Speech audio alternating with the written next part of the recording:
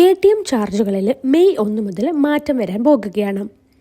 വിനിമയങ്ങൾക്ക് reserve bank of ഇന്ത്യയുടെ നിർദ്ദേശപ്രകാരമാണ് fees വർദ്ധിപ്പിക്കുന്നത്. സൗജന്യ പരിധിക്ക് ശേഷമുള്ള ഇടപാടുകൾക്കാണ് ഫീസ് ബാധകമാകുക. ATMകളെ സ്വന്തമാക്കുന്നതിൻ്റെയും പരിപാലിക്കുന്നതിൻ്റെയും ചിലവുകൾ നേരിടുക, മറ്റ് ബാങ്കുകളുടെ ഉപയോക്താക്കൾക്ക് സേവനങ്ങൾ നൽകുക എന്നീ ആവശ്യങ്ങൾക്കായിട്ടാണ് ഫീസ് ഉയർത്തുന്നത്. ഇതിൻ്റെ പരിധി കഴിഞ്ഞാൽ അധികമായിട്ട് 2 രൂപയാണ് ഈടാക്കുക. അതായത് ഒരു മാസത്തെ സൗജന്യ ഇടപാട് പരിധി കഴിഞ്ഞാൽ ഇപ്പോൾ ഈടാക്കുന്നത് 21 രൂപയ്ക്ക് പകരം 23 രൂപയാണ് ഇനി മുതൽ നൽകേണ്ടി വരിക. സൗജന്യ പരിധിക്ക് ശേഷമുള്ള ഓരോ ഇടപാടിനും ഇത് ബാധകമായിരിക്കും.